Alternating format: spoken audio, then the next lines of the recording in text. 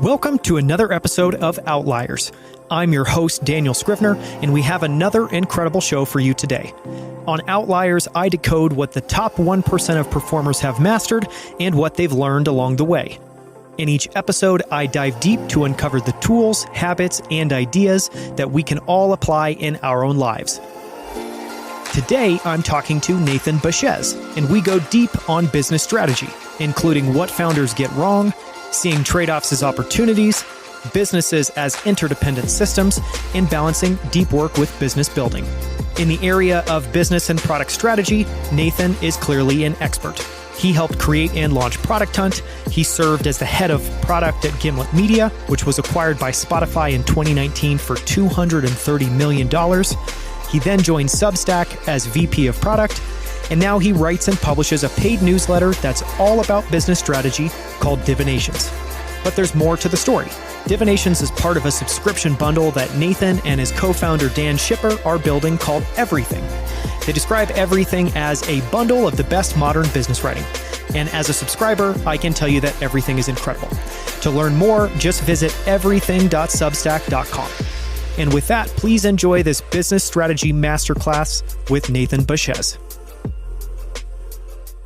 I am so excited for today's show. I've been thinking about this for the last handful of weeks. I just furiously took a bunch of notes and tried to make sure that I could get in everything that I think we can cover. Super excited to have you on the show. Welcome to Outliers, Nathan Baschez. Thank you for having me. I'm so excited to be here too.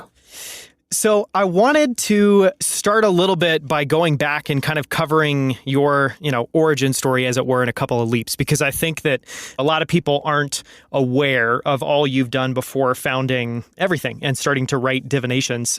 So if we kind of rewind a little bit, can you set up, what it was like to help found Product Hunt, then your journey to Hardbound, and then how that took you to Everything?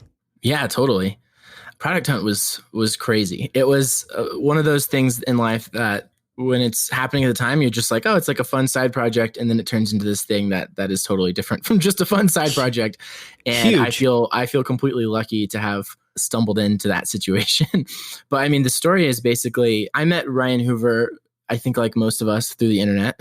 And so we became friends. This is like, before he had started Product Hunt. So I guess it was a little easier just to like email him for coffee. And we met up a couple of times, and we had actually also worked on another project. It's funny because it's actually similar to what I'm working on now. It's like, it was writing related. It was called Question Club. But anyway, the basic idea of it is we would like ask a question, and then a whole bunch of different people would write a blog post about the same question, basically answering the same question. So we did that for a little while. Then, a little bit later, Ryan had this idea for Product Hunt, and he set up another kind of like email list for it. And that was going really well. And I was one of the people on the email list. And so we were just like, hey, this is cool. Like, what if we turned it into a website? I could like design and code the first version of it. So I did. So we worked together. This was like Thanksgiving 2013. I was at my parents' house. I was working at General Assembly at the time. And so it was just a side project. I had like kind of asked my boss there. I was like, hey, is it cool if I do a side project? And he was like, yeah, that's fine. As long as it's not like, taking up too much of your time or whatever. Yeah, exactly. So we launched the first version. I think it was like 5 days after I started writing code, because it's a pretty simple site, and we wanted to make sure we really kept the scope kind of like light. It's like, okay, you can post a link, people can upvote products, people can comment on product. I don't even know if we actually had comments in the very first version, but it was like one of those things where we added it like 3 days after launch. And then we added like paginations so that we don't load every product ever submitted into the database on every page load like 4 days after launch. It was one of those kind of situations. But yeah, so it's kept doing really well. And I was like the main kind of designer developer working on it with Ryan for, I don't know, maybe about a month or two. And as it kept gaining steam, Ryan was like, I think I want to go full time on this and make it a business. It made total sense because it was really starting to work. But my thought was I had already made plans to like move to New York for my job at General Assembly. And I thought Product Hunt was awesome, but I just didn't know if I could put in the energy to be like the best co-founder for it. And I felt like if I did that without having the energy, that it would go really wrong. Yep. And it seemed like a little bit too, like maybe just like risky or something. I don't know. I think a big part of it, honestly, was just our plan was in motion to go to New York. But so my wife now, then girlfriend, and I, we moved to New York for General Assembly. Product Hunt kept blowing up, and it was just like amazing to watch it and kind of like cheer it on and see all the other really amazing people join the team. There's a tweet recently that the Product Hunt Mafia from those days is pretty stacked. You've got, a lot of people, too many to name, but there people have gone on to do really, really amazing things from then.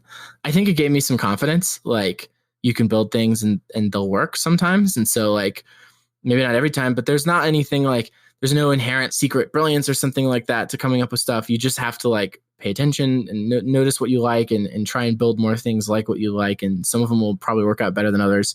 The other thing that really it taught me was like just the importance of like relentlessness and like community building and just people. And Ryan did an amazing job of that. And different products grow in different ways, but that was one of those moments that taught me like, okay, this isn't the only move, but if you want to do this move, here's how you do it. Right. Yeah. With like what Ryan did. And so that was just so cool. And it was just really lucky, right? It was really Ryan's like community building and vision for the thing that made it what it is. There's lots of, I think, people who could have coded and designed the web app. And I think I did a pretty good job at that part. So it was worth something, but man, what it became is really a function of the vision and the community building stuff that Ryan was doing.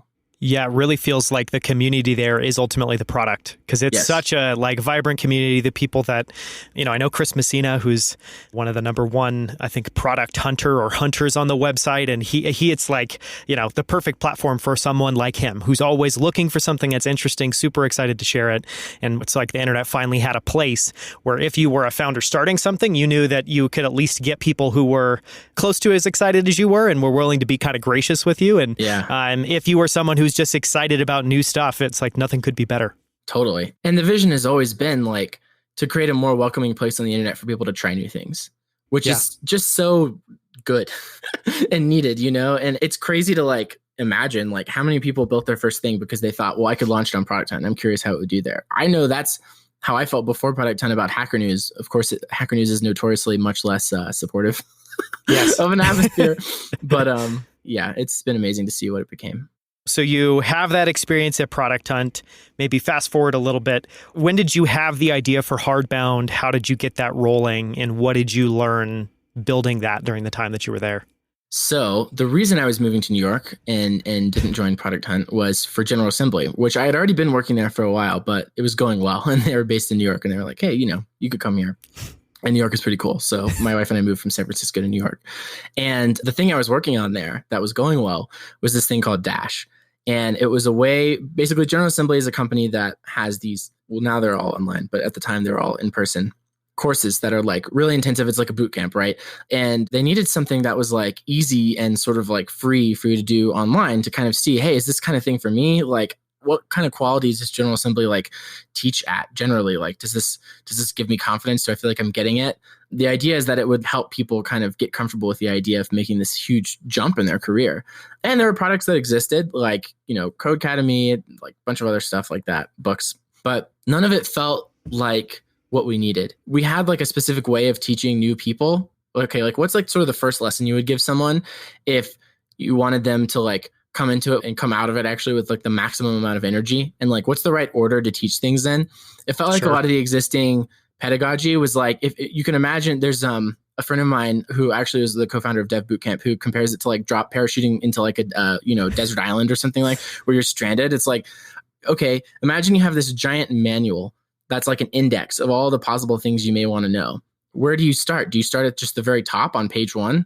I don't know, maybe, but like that thing is just ordered in alphabetical order or something like that. That's not like the most important thing to tell someone immediately. Like immediately you would want to be like, when you land, the first thing you need to do is find a source of water. So and it's like, you kind of like give people this like strategy for dealing with the environment. And that's what we wanted to do with Dash, was like sort of skip over the stuff that's like a lot of things when you learn HTML are like, okay, let's start with the head tag. And the body tag or whatever. And it's like, and in the head, you've got the title. And it's like you're going straight down the HTML line by line. It's like, just because that's the order that it goes in doesn't mean that's the order that it should like sort of grow in terms of like how you develop it. Like what's the starting point is like, let's make some text show up on the screen. Let's make like a input show up on the screen so we can like kind of from the very first lesson, make it feel like, okay, this is interactive. And in the future, we'll tell you how to do something with the stuff people type in this input or whatever. Yeah. Just get some traction and build confidence. Totally. So that's a long-winded way of saying that I was really interested in how people learn things on the internet. The thing I was most sensitive to is people getting bored and quitting.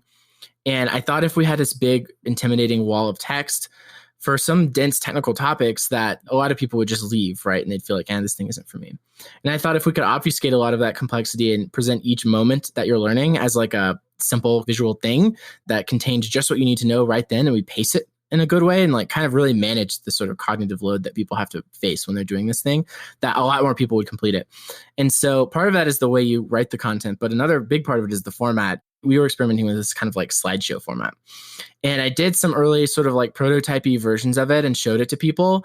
And they were like, oh, this is really cool. Like this is just like other employees at General Assembly. They were like, okay, I still remember actually sitting on the couch with like the sort of very first prototype and showing it to one of my coworkers who wasn't technical. And she was like, this just makes sense. Like, why didn't anyone show it to me this way before? And so that was like the moment I was like, okay, cool. There's something to this format. That basically became Dash, like a much more elaborate version of that. And I was working on it for a while and really pumped about it. And I mean, honestly, like when I left in 2015, that was like 2 years into Dash, and probably like, I think 300,000-ish people had used it. And so now I don't know what it is, but they're still using it. It's still active. So I hope it's taught like, maybe like 500,000 or 1 million people the basics of how to code, at least introduce them to it. And wow, it was just such a fun experience working on it. And it felt like I was doing kind of like a mini startup within General Assembly. It's this new product that's like modularly connected to the rest of the company. And I was itching for something like that again, because my role after that kind of shifted towards more broad, like I was a product manager in charge of like a couple different products that like I was responsible for. And like, it was a lot less that kind of startup feel almost of like, you're in the weeds, like building a new thing. I guess it was like the Peter principle or whatever. You like rise to your level of incompetence. I don't think I was super competent at that job at that time. And so the boss who recruited me in, who was one of the co-founders of the company, he left. He was like starting a new company. I was just like thinking about what I wanted to do next. The thing I kept coming back to is this like slideshow format that we had for the lessons in Dash. And I really wanted to like make something kind of like that, but just not limited to like learning how to code, and not like a slideshow that's on your desktop computer where you're like writing code and all this kind of stuff. But like, what if you like just took the slide part and you made that really amazing and you used it as more of like a general storytelling device? And I had seen this other thing that made me really think that this could be good called Fish, which is an app by a guy named Robin Sloan, who's an author of several really awesome books, including like Sourdough and Mr. Penumbra's 24-Hour Bookstore. He's a great author and a guy that I've gotten to meet a couple times. And I don't know, maybe I would call him a friend. I don't know if you'd call me a friend, but I admire his work for sure. And anyway, Fish was a huge inspiration because it was a whole app that was basically like a slideshow, and it had this really cool sort of like tappable storytelling format. And I thought this is a lot like the format for Dash. And that was just one app, one story. He was kind of done with it. He was working on other things. There was a company in New York that was sort of incubated by BetaWorks, which is like a startup incubator, accelerator, investor in New York. That was called Tapestry. And they basically took Fish and they're like, let's make a platform where anyone can create this kind of content. And some people did, and some of them were amazing, but it didn't take off because it was really hard to create in that format. And I thought, well, okay, it's hard to create in that format. It's also hard to like make movies and books and stuff and podcasts. But like people dedicate a lot of energy to it if they feel like it's worth it. And they don't feel like this is worth it because they haven't seen anyone do it successfully before. But like, I think it can be done successfully. So what if we created like a studio that created this app, and we created the stories that go in the app, and we're sort of like a Pixar or like a book publisher or something, or a media company really. At first, I really conflated like how much people loving a story as like virality of a story could be like a one-to-one relationship with just how much people loved it, or like quality or something like that. But I think I pretty quickly realized when we were doing it that like our stories were the kinds of things that there were definitely some people that really loved it. Like it was impossible to ignore the like feedback we were getting from people, and like to know that there was some people just deeply loved what we were making, but like they also weren't going viral. And so that was a weird thing to kind of like wrap my head around, but it kind of makes sense. Like, books don't go viral. Like a lot of movies don't even really go viral. Like sometimes things become pop culture phenomenons, but that's a little bit different from like a viral BuzzFeed article, just the mechanics of like how it grows and how it spreads. It was a little bit stressful because we needed our stories to like grow and get a lot more traffic. And on the one hand, people were telling us we loved them. And on the other hand, and a lot of them did, like they got 30, 40, 50,000 views or something. And those are pretty big. Like even for mainstream publications, there's a lot of articles that get a lot less views than that. So you need something to like have a spark for it to reach that amount of viewership.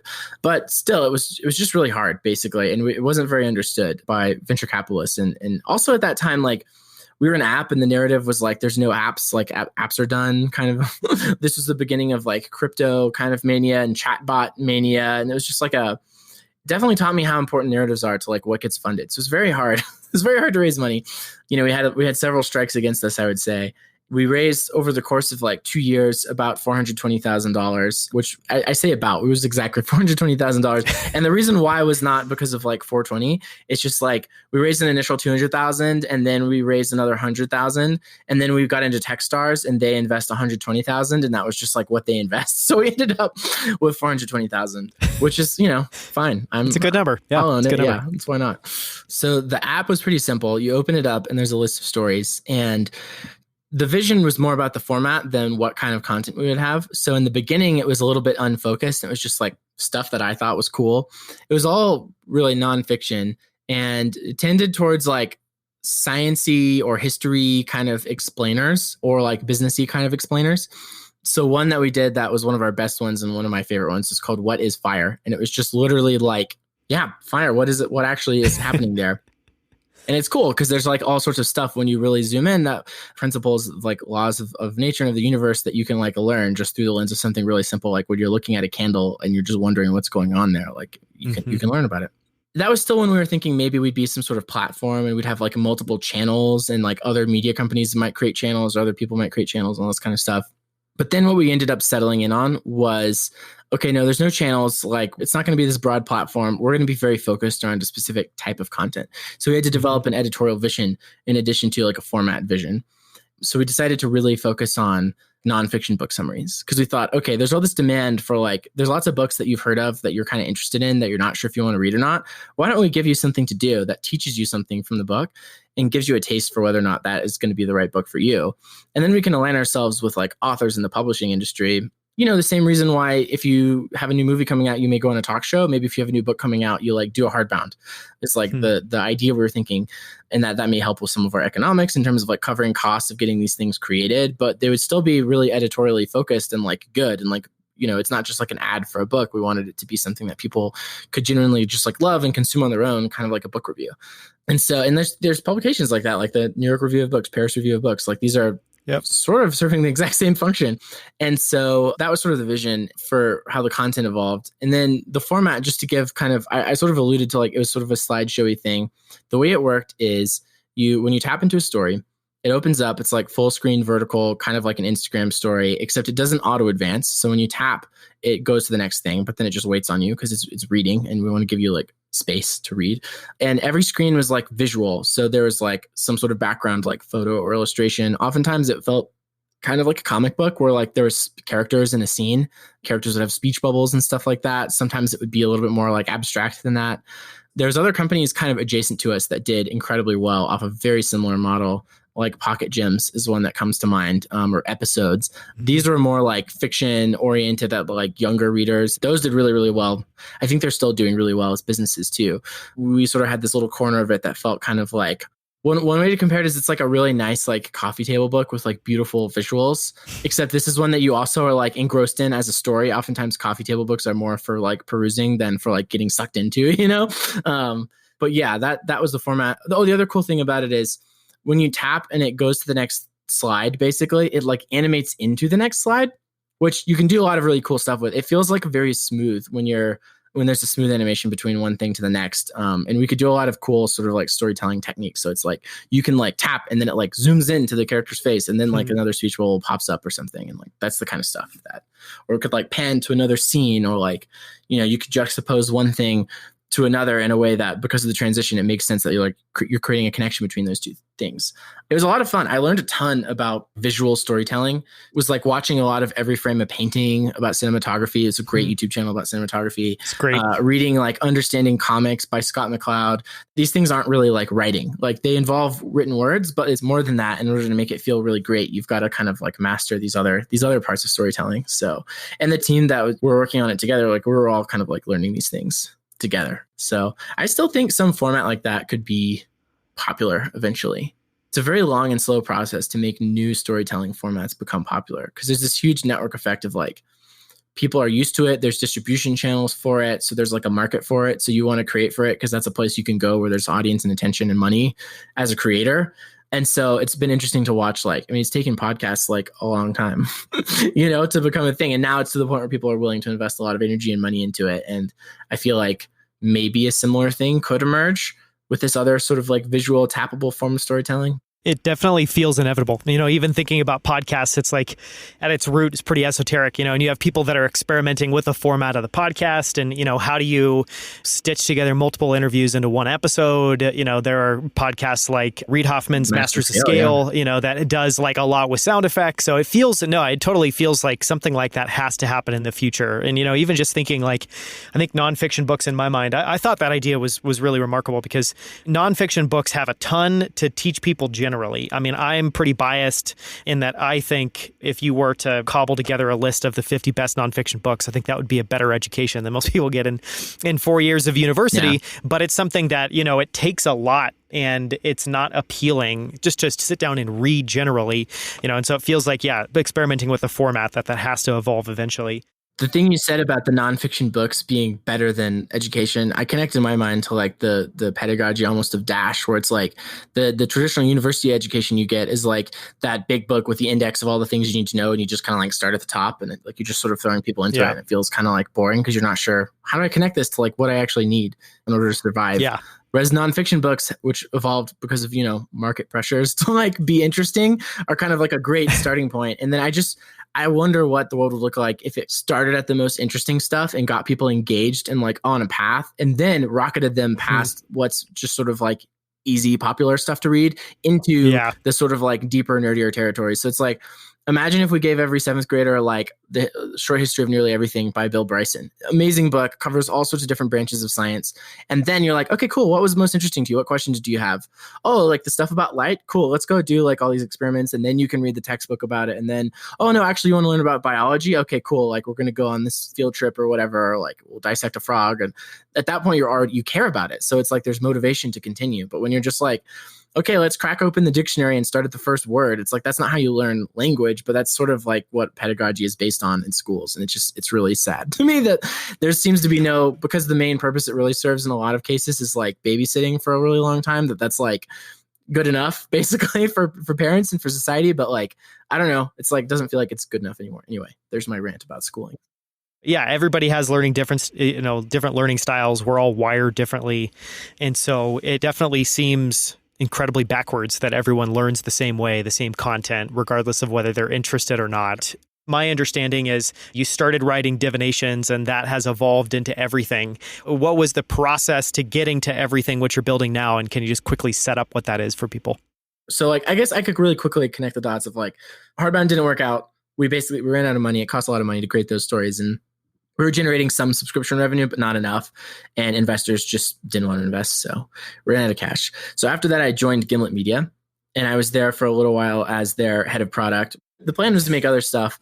And we did. We made a really cool Alexa skill called Chompers. That's like a toothbrush timer, basically for kids, but it's like it's like 2 minutes instead of like a timer. It's like Gimlet quality storytelling and content and songs and all this kind of stuff. That's cool. And it was like, it's like a really awesome product that continues to do really well and won a Cannes Lion, which was cool.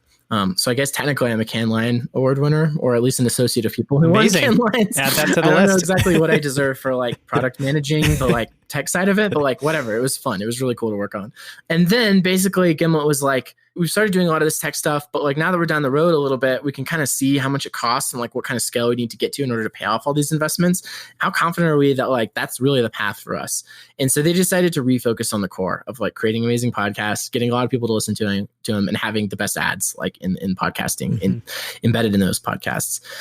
And I think that was the right decision for them, honestly. Like that was kind of the conclusion I was coming to too. And, eventually, as we all know now, they got acquired by Spotify. And so we sort of had this like amicable parting of ways. And then I had a similar thing happen basically next so after Gimlet, I joined Substack, which at the time nobody had heard of. It was pretty small. And they had just finished Y Combinator.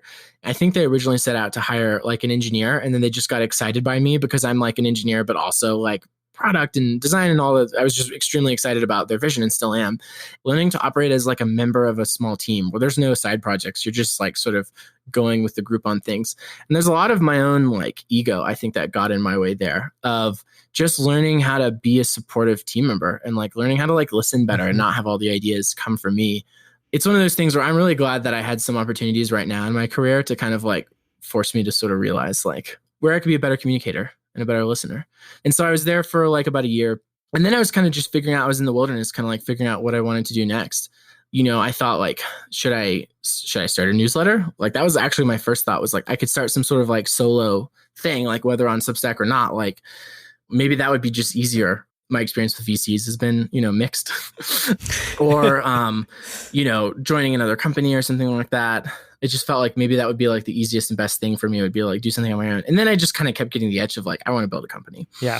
And so did the kind of like San Francisco co-founder dating circuit thing, which is like its own very specific universe. And there's a lot of really amazing people that I met and like worked on some cool projects with people that I will remain friends with for life through that process. That's actually the best thing about co-founder dating is like in romantic dating, when you break up, maybe you're friends, but like usually not. In co-founder dating, it's like you become really great friends. And then like vast majority of the time when you break up, it's not because you don't like each other. It's just because like it's incredibly rare to like have the right timing, have the same passion for the exact same idea. Like there's all these factors that go into it. And so I've got a couple new really great friends out of the deal. But then eventually, basically, Dan called me, and Dan's been a guy that I've known for a really long time and wanted to work with for 7 years or something like that, like for quite a long time.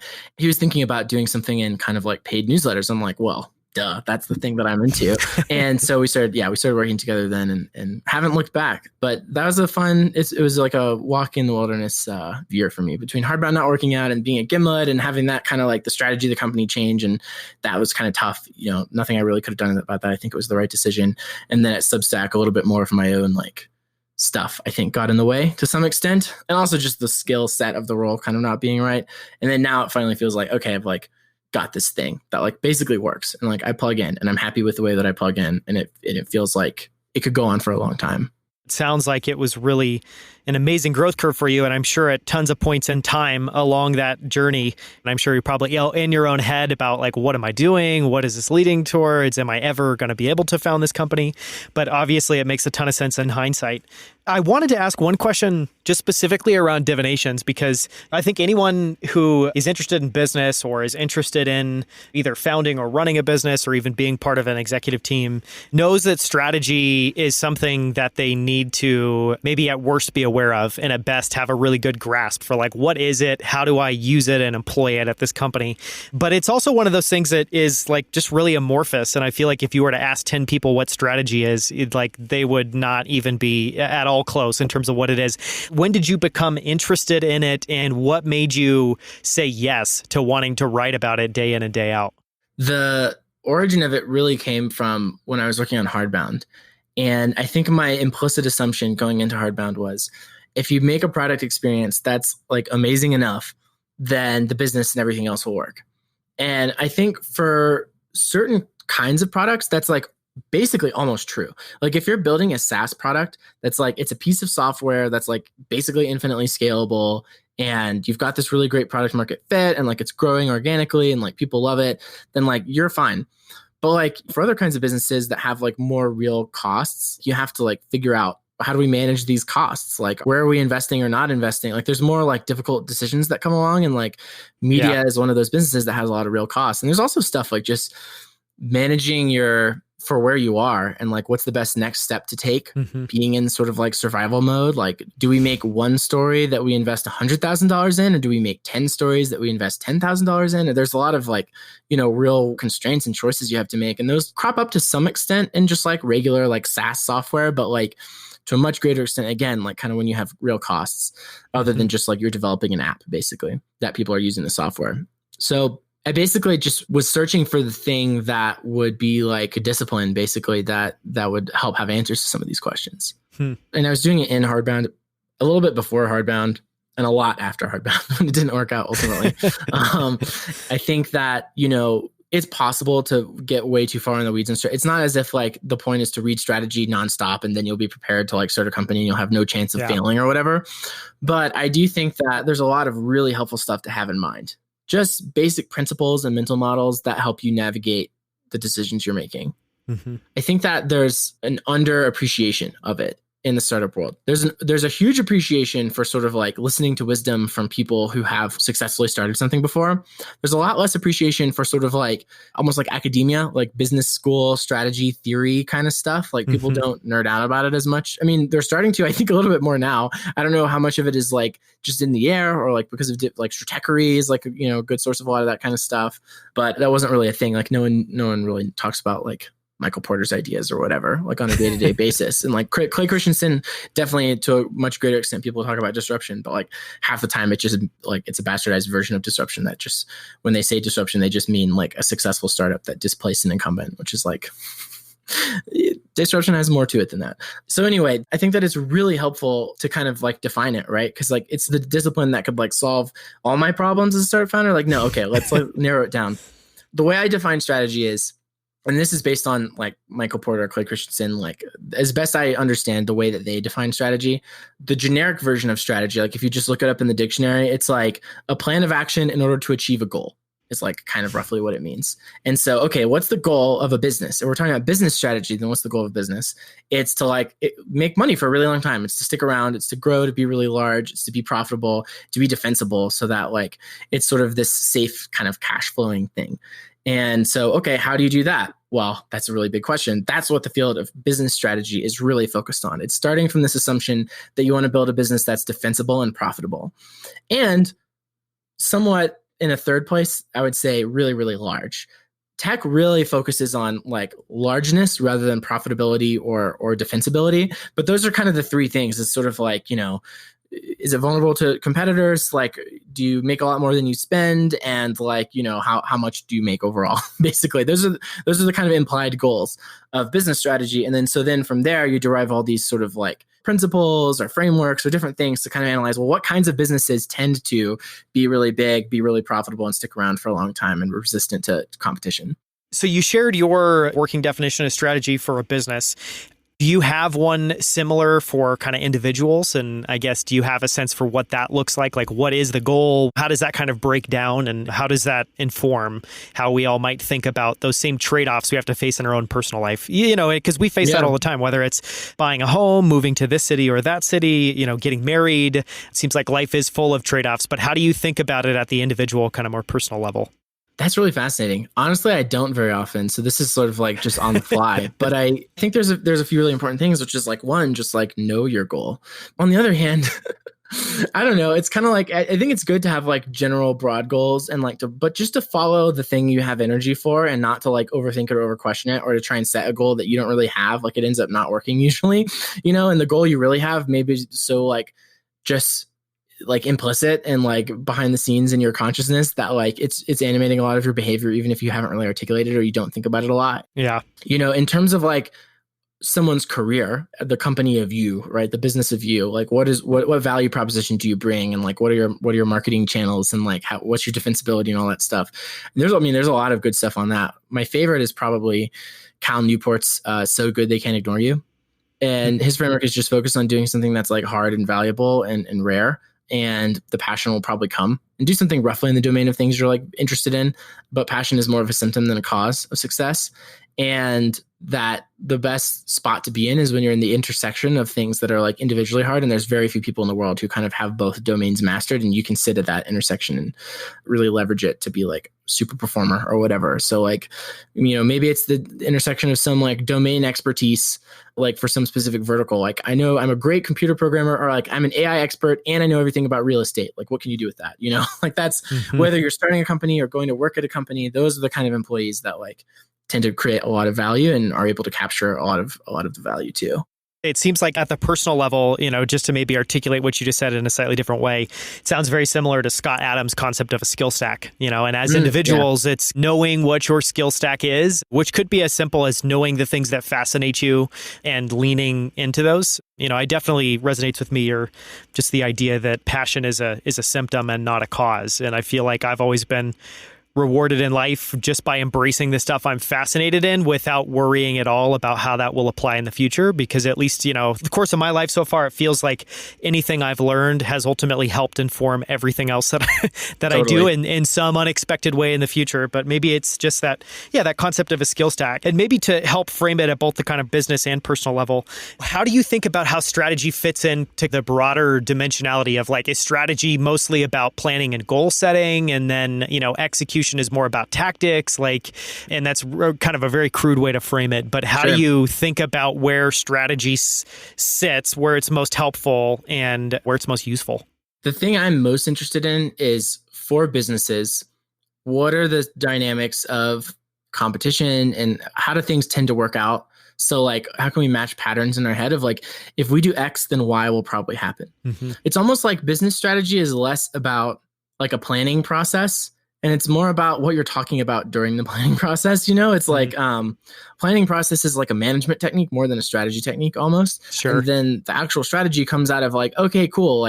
There's this thing called a network effect. Does that apply here? There's this thing called bundling. Does that apply here? What are the economic realities that could cause us to succeed or fail in our goal? Yeah, it's almost thinking about it in terms of feedback loops or reciprocal loops, and understanding yours as it applies to your business, which is something I've been fascinated on. I mean, it feels like every business that's been successful has been able to clearly articulate what that feedback loop is. We acquire customers because of X. That then helps us acquire more customers because of Y, which helps us achieve this profitability and scale, because of Z. And if you can figure that out for your business, I think that's a great exercise in really understanding and chewing on the uncomfortable questions of what are we doing and what aren't we doing? Why are we doing that? And why should we have the confidence and approach this as if this is the right approach? And what are we hoping to get out the other side of that? I think a good analogy for this, because I'm realizing it's kind of fuzzy in my own head, and I need to figure out a better way of articulating it, would be let's say in football or something like that, right? There's an overall planning process of the coaches have a meeting, and then the coach calls the play, and the quarterback kind of executes the play, and that's sort of a management thing.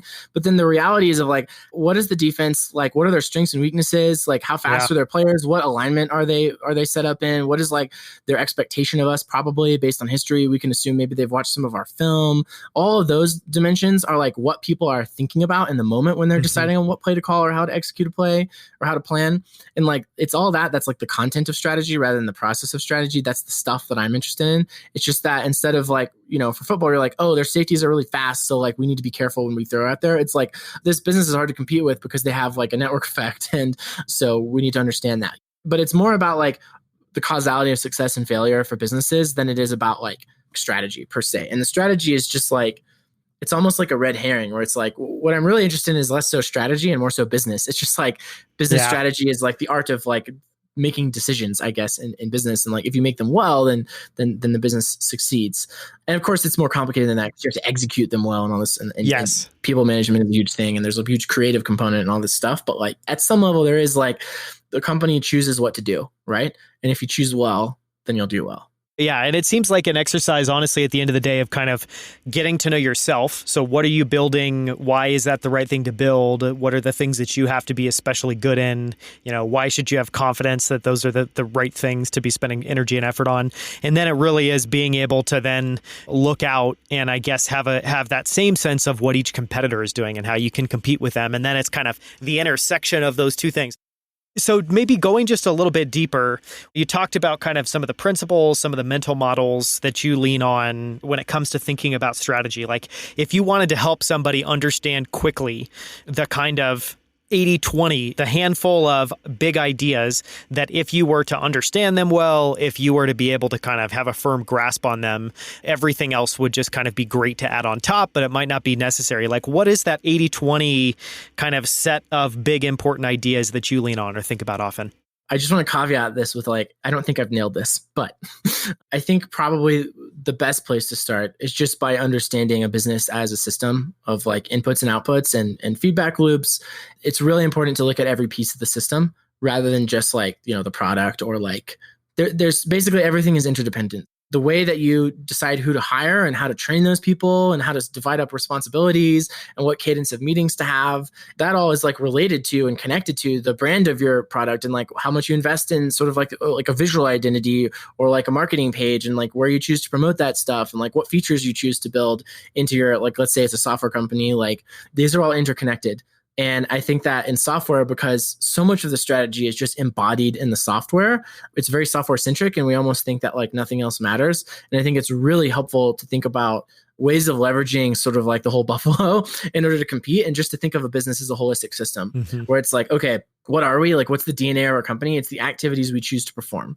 So like, okay, what activities do we choose to perform? Well, in a software business, most of the activities are being performed by your software for your customers. That's why they're so powerful, is because they scale really nicely. In a lot of other businesses, there's other types of activities that are more important. Like, if you're a retail operation, the way that you hire, the way that your employees, like help people decide what to buy or whatever. This is all, maybe if you have a low cost strategy, then you've got to hire people who are willing to take a lower wage and they won't be able to have as much training and maybe you should expect higher turnover, but you should also, they care about other sets of things like access to like educational opportunities or whatever, versus if you're like a really fancy like fashion boutique or whatever, like you're going to make totally different decisions on like almost every one of those forks in the road. So the first thing is thinking about is a system. And then the second thing I'll borrow from Kevin Kwok, which is like, it's a recursive system. So there should be some core loop. Another way to put it is a flywheel. Is an idea from Jim Collins. These are basically the same thing, like loops and flywheels. It's just basically like, okay, how does your system feed back into itself? Because only if you can have some sort of positive feedback loop where the thing accelerates over time, will you achieve the sort of like velocity you need to be like a really large business. And maybe that goal doesn't apply to you if you don't want to be a really large business. Like if you're a freelancer, maybe you don't want to be really large, but there's other ways in which you have positive feedback loops too. So like, two examples. Let's start with the freelancer example because it's kind of interesting. Maybe your positive feedback loop is like you get a client, you do work, the client's really happy, and so they introduce you to other clients. All those other clients, you don't want to take them on, but maybe like you're going to skim the like top 15% of those clients and only take those on. And so you're rapidly getting like more prestigious work that gives you an opportunity to do more interesting stuff, meet more interesting people, and get paid even more for each of your jobs you're taking on. So your business is growing in a certain sense, and there's a loop, there's that positive feedback loop that kind of like connects to itself, but it's not necessarily that you want to create some sort of like giant corporation or whatever. Yeah, like distill down what's happening there. It's like you're landing clients, which help you do good work, which will help you get more clients. And so what's happening over time is, not only is your work quality getting better because you're working with better clients and hopefully you're getting better budgets and you're getting better opportunities, which is going to help you compete and win and, be more defensible, be able to earn more per hour, or hopefully at the end of the day, be able to make more in terms of profit. But then obviously that then starts to produce some network effects even at that level. So it's like, even in that example, I feel like there's so much you can pull from it. Totally. It's the same basic thing that applies even with the world's largest companies like Apple, like they sell more iPhones, that gets more people using iMessage, that gets more people like using the features of iMessage with their friends and family, that gets you more likely to like not want to be a green bubble.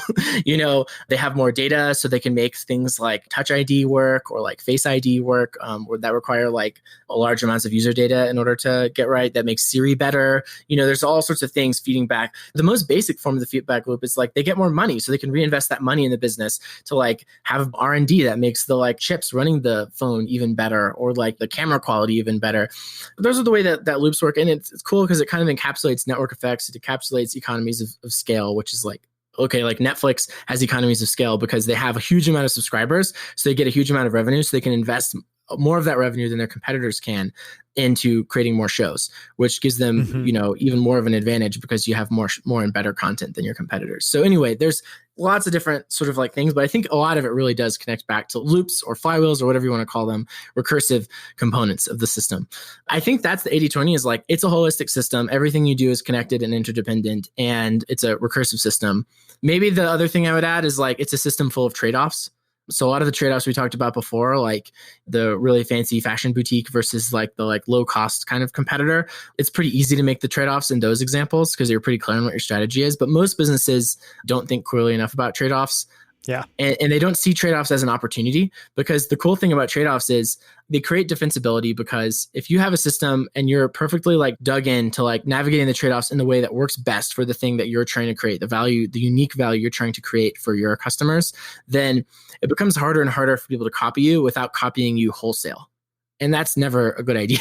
Like, for instance, it was relatively easy for Facebook to copy Snapchat, because Snapchat had a very similar kind of network of like, I'm sharing this with like my close friends, as Instagram did for most people. Mm-hmm. Some celebrities, it's like a little bit of a different thing, but most people, it's like they're kind of communicating with their friends on Instagram. And so the stories format just plugs right in. There wasn't a lot of like trade-offs there for Facebook. They didn't have to copy Snapchat wholesale in order to get the value of that innovation. But for TikTok, the network structure is totally different. So I think Reels is going to have a much harder time succeeding, because the purpose of the network in TikTok is really different than the purpose of the network in Instagram. In Instagram, I'm following people I know and some celebrities. In TikTok, I'm following random people that came across my For You page or whatever that I just thought were like funny or smart or pretty or whatever. And I like something about them. And it's almost like there's a really interesting quote from Charli D'Amelio, the like biggest TikTok star. When she first started doing TikTok, she was kind of like, oh, like this is sort of a weird thing. Like if my friends saw that I was on TikTok, then like that would be embarrassing, because people are like dancing and stuff. They're being weird, right? But it's like people love that because just people are weird. And so there's sort of like it's a network built around a totally different purpose, and it trades off with the thing that Instagram is good at, which is like sharing with friends and family. So like maybe Reels will work. I don't know. I'm not bullish on it right now, based on what I've seen, because of this sort of trade-off thing where like Instagram can't copy TikTok enough. Like they would have to create a wholesale clone, and so they can't just integrate that feature. It's not just a format, basically. I love that idea. And I love that you're already kind of framing up how to think about strategy from an incumbent's point of view, from someone that's kind of new to the space, and kind of both sides of that table.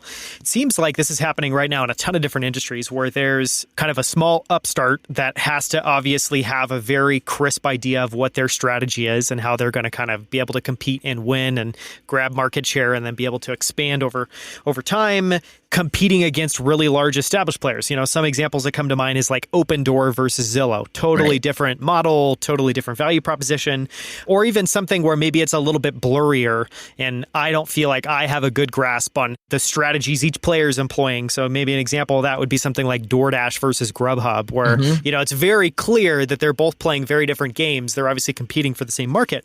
How do you suggest, or maybe how do you think about how disruptive players that are coming into a market should be thinking about strategy? Is it really just all about almost like, what's the spear tip? Like, what's this kind of narrow window of opportunity? Or what is the thing that's very different that we feel like we can compete and win? So is it that spear tip approach, or is it something else? And then, you know, if you're the large established incumbent, what is the successful strategy to employ there? And how do you not get tripped up focusing on competitors, or should you be focusing on them more? These are really hard questions to answer in the abstract, because it sort of depends on the specific like situation of the incumbent and like what specific threat they're facing. Or it depends on, you know, some startups, it's like they're actually focusing too narrow and there would be a better opportunity if they thought about it more horizontally. And others are being way too scattered and they just really need to focus in on something more narrow. And it's all very situation dependent. So maybe the meta thing I would have as advice here, I think of it like a function with inputs and outputs. And the inputs are like observations about the market, like customer conversations you've had, or like data you've seen, or just observations about your own experience using things. And then the function itself, the operations inside the function that help you parse all these inputs and make something useful out of it. These are the ideas from strategy. These are frameworks like, you know, Porter's 5 Forces, or like the idea of disruptive innovations, or 7 Powers, Hamilton Helmer. He's, you know, got a lot of really interesting frameworks in that book. And then the output is like what your strategy is. You have your input of like specific observations about your environment, the function, which is these strategy frameworks, and then the output, which is what the strategy frameworks tell you to do given your observations about the market. This is something I learned from Heaton Shaw in an interview I did with him. I think that a lot of people focus too much on the strategy frameworks and not enough on the quality of the inputs. Because with programming, there's this classic idea of like garbage in, garbage out. So if you have very like weak and scattered and non-systematic observations about the market sort of driving your decision-making process, you can make some pretty bad decisions, even if you have all the strategy concepts right. I think that's an important just sort of like meta observation, is like paying more attention to your inputs. But then also I think that there's a lot of startup founders who don't pay very much attention to like the strategy frameworks either. They have like a pretty simple view of like, okay, cool. You just need to solve a problem. I see a problem and then I'll solve it. And it's like, well, okay, like that can work. That definitely can work. There's a lot of companies that have been created from just like that sort of like thing. But I think you have a greater chance of success if you understand sort of like, okay, how is this going to work as it scales? Like, what are the advantages we really have? Like, what are the accumulating advantages we have, which is another way of saying like, what's our loop, which is another way of saying what's our flywheel? Like, these are the kind of things that are really important to pay attention to and to kind of be searching for. And it's kind of fine if you're like floundering for a little while, figuring it out, and you have something in the market that's like basically working. But what you're searching for is really important. You need to be searching for, oh, cool, here's a loop that scales. And then you'll find one. And this is another really interesting idea from Kevin Kwok and also Eugene Wei, is like, a company is not just like one loop that took them all the way. It's like you find a string of loops. Like there's some initial thing that kind of works, and then it sort of tapers off, and then you have to like find another thing. And you have to have the idea of like, okay, here's a loop. Here's what I can expect it to do for us. Okay, we're focusing on this one now, but then it looks like it's slowing down. So we got to find another one that kind of like could scale even more. Maybe that's unlocked now because of the new position we're in. Those are the sort of mental models that I think enable someone to much more successfully build a large company than, people are just like, oh, you just need to solve a problem. Yeah, no, those are super helpful concepts. Yeah, it's almost like rather than focusing on just being off the charts on kind of one axis, like not to say don't go off the charts on that axis, but also remember that there's a bunch of other axes that you need to be thinking about. And ultimately, if you're good and better than your competition or more unique than your competition or more differentiated than your competition across many of them, you're definitely going to have better odds of success there. Okay, so now I want to transition to talk a little bit about like one thing that I want to make sure to dig in with you is obviously you have a ton of experience on the operational side. You've got a pretty big data set, just talking about all the things you've done so far in your career. Clearly, you love learning, and you've learned a ton from nonfiction books. You've delved super deep into strategy. But you also, one thing you've had to be really great at to get to where you are is just to be a really good writer. So I want to explore that generally, but one thing that I wanted to start with is, in the role you're in now, where you have some portion of, I'm guessing, your day and your week that you need to spend in deep, uninterrupted work just to do all the research and writing and synthesis and editing and everything you need to do there. Yeah. How do you make time for that? How do you make sure that you set that up for success while at the same time being able to toggle to all the reactive, interruptive type of work that it takes to build a business? Because I just think that's a fascinating challenge. Yeah. Oh, man, I'm the worst at this. You're going to make me cry. You're going to make me cry by asking this question. I have no useful things to share here. I'm currently massively struggling with this. Okay. I mean, I'm exaggerating a little bit, but like, no, it's really, really, really hard. Yeah. I know how to have a week where I have got 0 on my calendar and I just have to write something. And I know how to have a week where I'm stacked with a bunch of meetings and I just need to like get through those and like get through my email and like do the sort of like shorter tasks that I need to do. Like, oh, I'm going to write up a partnership proposal for this person or whatever. Yeah. I don't know how to balance them. We're currently figuring out how to do that. The experiment that Dan and I started a couple weeks ago was to actually, at first we were thinking like, okay, like let's have like maker days or like maker mornings or something. And that just like wasn't enough because like to complete a post is like hard. It takes a lot of work and time. Yeah. How many hours does the average one take? I mean, it ranges. Hours is tough because there's like, I'm sure you could be done at any one, like in one day you're done and like more hours won't help. But then like you have to let like a day pass or a night pass and you sleep on it and then you wake up in the morning and you're like, oh yeah, that was the thing. And then you can write it. Yeah. Or maybe that doesn't happen. You kind of struggle along for like another day and it, it's sort of unpredictable and we try and make it as predictable as possible. But I think there's just something about this kind of work that's like high risk basically of like, will you come up with the thing that's great? Is there even a great thing to be had here? The way that you're currently approaching it, like, all that stuff is tough, but usually it takes about like anywhere from a couple days to a week to do the kinds of posts that we're doing. And we've been told that the thing we're aiming for is the kind of thing that like, if you're publishing that kind of thing, like in the New Yorker, like that's a level we really want to get to. It's like, they spend months on that. Like, so, and ours doesn't reach that level. We're also not spending that much time, but yeah, it's, we're trying to get there and we're trying to figure out how to make it work. And part of it is, I think, just sort of like at some level, Dan and I have to like build a business and like have other great people that are doing that side of it more so than us right now, where we're still, our writing contributes for a huge amount of the growth of the thing and the retention of users. We need to figure that out. And so we're trying. My current best solution is, have you ever read I don't know if this is like apocryphal or fictional or whatever, but there's like a funny, like Hunter S. Thompson's writing schedule. No. What is that? So it's like, okay, 3 p.m. he wakes up and he has some like Shavas and like Coke. And then he has this really huge meal and then like takes some acid and he like drinks a lot more, and he has like some champagne and like he's like smoking like several packs of cigarettes. And then at like midnight, he's ready to write and he writes until like, 4 a.m. or whatever, and he sleeps. So I don't actually obviously do that. But what I do actually really do these days is I'll wake up around like 9 or 10 and have like my meeting portion of my day. And then I'll have like a nap like around 5 and eat some dinner, like, and take a walk. And then around 9 or 10, I'll start writing, and I'll keep doing that until about 2. And so I kind of have like 2 days or whatever. This is part of the reason why I have such a grizzled appearance right now. Is I'm a little bit in like insane mode. I think some of these days, and it's certainly not sustainable. It's also quarantine mode is maybe another way of putting it. Like, there's nothing else to do. It's definitely taken a toll on my TV watching. I'll put it that way. I wish I could say that I was like, I get up and like I work out, and then I've got like, and I get up at 4 a.m. and like, the kind of like Navy SEAL thing. And like, I'm just not that way at all. And I don't think I ever will be. Well, and I also find, too, that if we're all being honest, there's a lot more ebbing and flowing. Like, there's times where things are clicking into place. There's times where, like you described, it feels like an absolute struggle. One of the best books I've ever read on the struggle to create something that is unique and hopefully iconic, or like that's the kind of, the pinnacle you're always going for. There's a book I love called The War of Art, who's written by Stephen Pressfield, and he's written a lot of other historical works that are incredible, but he has a whole book dedicated to what he thinks about as like, what is that struggle that we're all going through, and the resistance. Yeah, exactly. The resistance that we're all up against, and how do we kind of surmount that?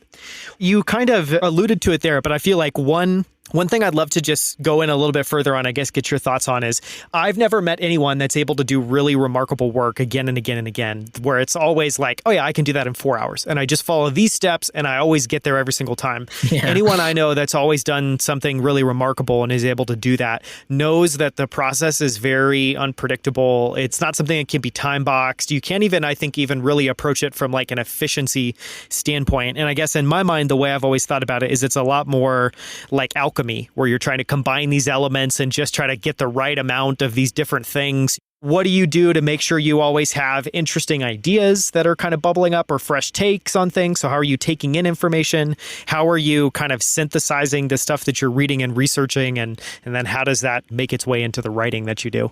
I think my most generalizable advice, that's also maybe the most interesting and surprising, is to be more indulgent than you think you should be. I think people have a mindset of being really like diligent, where they're like, oh, I like need to do this, so I should do it. Like, I was assigned to do this. It doesn't matter if I'm like not feeling it. I need to do it. And you definitely need a lot of that. You need a lot of discipline, and sort of like there's going to be moments when you feel like quitting, and like you shouldn't quit. But at the same time, you need to balance it with, okay, this is a little different than like what we were originally thinking, but like this could be really great. And to like sort of allow yourself to go there. And maybe just give yourself permission to try it. Be like, I'm just going to spend like an hour on this, and like, we'll see. Maybe it's nothing, whatever. That is where all the good stuff comes from, in my opinion. And people shut it off because they're like, no, that's not on task, Yeah. And so the big difference is, if it feels like you're being indulgent in a sort of distracted way, where you're not actually even working on anything in this zone at all, or you're just fiddling around with stuff like, I'm just setting up my tools or whatever, then like that's not good. But if you're exploring in a direction that's genuine progress, but maybe there's some expectations in your head from like a client or a friend or a colleague or an editor or whatever, that, for yourself. Like, yeah, for yourself is the most important one. But it's like, often I think the version of ourself that like is going to come up with a great thing, like it's already there inside our heads. It's these voices that we've internalized that are telling us to like do something else. Like, a lot of it's like, honestly, our teachers, back to my school thing. But like, that is, I think, really important. And I think most great stuff ends up being kind of unexpected. But it's like, when you're in the thick of it, when you're in the details of it, you could see a thing that you couldn't see from the outside. Sometimes when you're in the thick of it, you see why the thing you thought originally wouldn't work, and you don't know something better. Other times when you're in the thick of it, you see a new thing that's like, the old thing could be kind of good too, but this new thing may be even better, And I think just being able to follow those things and knowing the difference between doing that and like just basically procrastinating is a really, really important and useful skill. And I think it's applicable pretty broadly across writing or developing software or whatever. The reason why it's rare is because school beats it out of us. But yeah, I think changing the task when you're in the middle of it is the secret. It's not the secret, but whatever. It's like one trick that like has worked well for me, because I'm naturally very ADD and indulgent. So I have unusual advantages in this regard. So that works well for you anyways, just personally. Yeah. So I wanted to ask, I have a couple closing questions I'll get to in a second, but I just wanted to quickly ask two questions that came in from people on Twitter. One's from Kinjal Shah, who asked an amazing question, so well written. What mental models and frameworks do you refer to most when you're writing about a company or an industry? That's I know we've covered this a little bit, but... The one that I haven't talked about is, I call the framework Finding Power, and it's based on an idea called the Law of Conservation of Modularity by Clay Christensen. It's how to say, okay, what is the value chain that this company exists in? Like, what are the activities that precede it that like form the sort of inputs that the company uses? Then what are the activities that the company itself does? And then what are the downstream uses of their thing? Like, how does it end up getting the stuff they create, getting used in the world? It's actually a really good framework for understanding where the power is going to sit in any value chain. Because most value chains, there's like a critical choke point where there's some really powerful, profitable company that's like in a super defensible position. And there's a post I wrote about it. The short version of it is, at any given moment, the thing that's most broken, that people most want improved, that's like the most important thing for this thing to get better at, the company that controls the layers of the value chain, the activities that determine the performance of that thing, power tends to accumulate there. And when something else becomes more important, power tends to accumulate at some other place. You know, there's ideas like, oh, here's our core competency, we should just stick to it. And it's like, well, just because it's core to you doesn't mean it's like most important to customers. And that can, and that stuff can shift over time. And so there's a lot of really interesting examples of like how that happens and why it's true and whatever. But that's one that I keep coming back to and I find to be the most useful and underrated framework. And there's also like lots of explanation in the post, like justification, like why that's true and examples and all this kind of stuff. We'll definitely link to that in the show notes. Okay, one other question. This one's from Eric Berg. Biggest piece of advice for young people aspiring to be strategic leaders? And I'm guessing there that just the idea is like it's somebody who probably is in business. So they might be a founder or a CEO, someone who wants to, who like maybe especially after hearing this, they're like, okay, I want to learn more about strategy. I feel like it's important. What are the things that you would recommend they go to first? Maybe the books that they read or the writers that they look up? It's really hard to give general advice, so I'll just give the advice that worked for me, which is to create your own stuff, because it's a way to jump the line. It's really hard when you've not created a lot of stuff of your own that's become successful independently for people to like look at you and want to take a bet on you. But if you've done that before, then people are like, oh, this person can make things that turn out to be really good. So like, I trust them. That's an easy way to I mean, it's not easy, it's really hard, but that's like a permissionless way to demonstrate that you're worthy of responsibility. Sure. Just by, having put some skin in the game previously and I guess had some successes. Yes.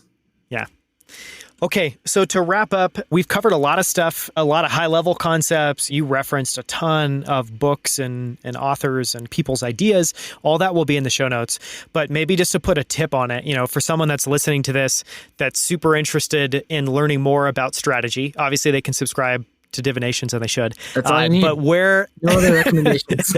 That's it. Well, and just to be a subscriber to the Everything bundle, that's growing and getting better. But what are the starting points? Like if someone is starting from a literal basis of, they think the subject's interesting, but they really just don't know anything, where would you suggest that they start? There's a few posts that are probably the easiest starting points because they're like recent and they're blog posts, so they're not like full books. But then you should go from there to like books and like even like case studies that they teach in business school and stuff like that. Sure. One post that's great to start with is Invisible Asymptotes by Eugene Wei. There's a post, I forget exactly what it's titled, but it's about Figma by Kevin Kwok, and it talks about that like way they've strung together different loops kind of to grow. Ben Thompson, aggregation theory, I think can get a little confusing. Maybe it's slightly overrated in some ways. I don't know. Like it's a very interesting one, but I don't think it's like up there with like loops or invisible asymptotes, but it's something that certainly a lot of people reference.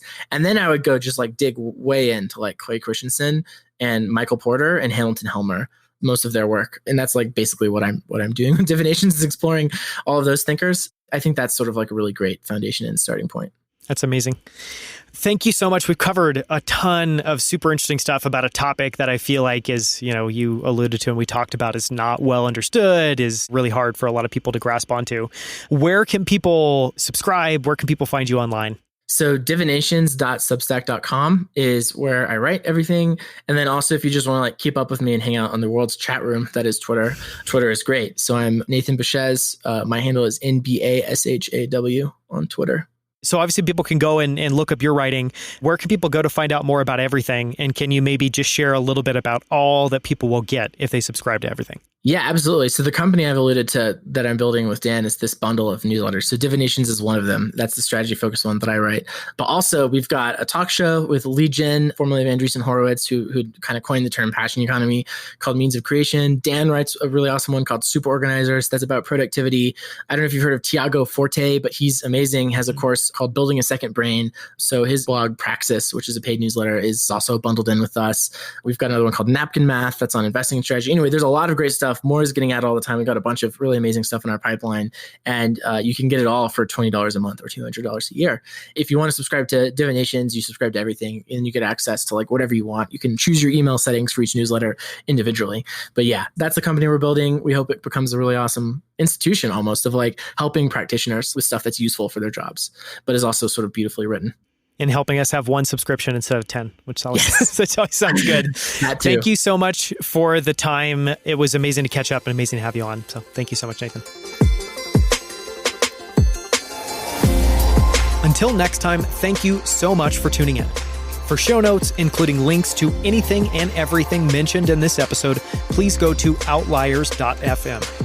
If you enjoyed this episode, sign up for my weekly newsletter. You'll be the first to hear about new episodes before they're released, and you'll get the best quotes, themes, and ideas from each episode in a weekly update I call Inside the Episode. To sign up for that, just go to outliers.fm/newsletter.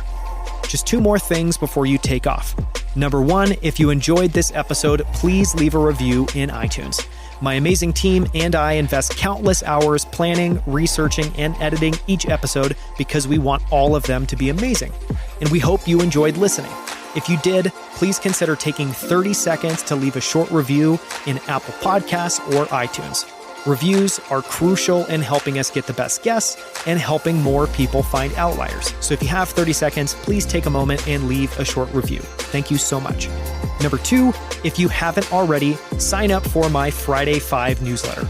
Each Friday, you'll get a short email where I share the coolest things that I've been using, loving, and pondering each week. Those include new products I'm trying, supplements I'm experimenting with, people I've been studying, books and articles I've been enjoying, and so much more. It's super short, it's filled with awesome and interesting stuff, and it's a great way to get inspired each week as you head into the weekend. To get access, go to friday5.email. That's FRIDAYFIVE.email. Thank you so much.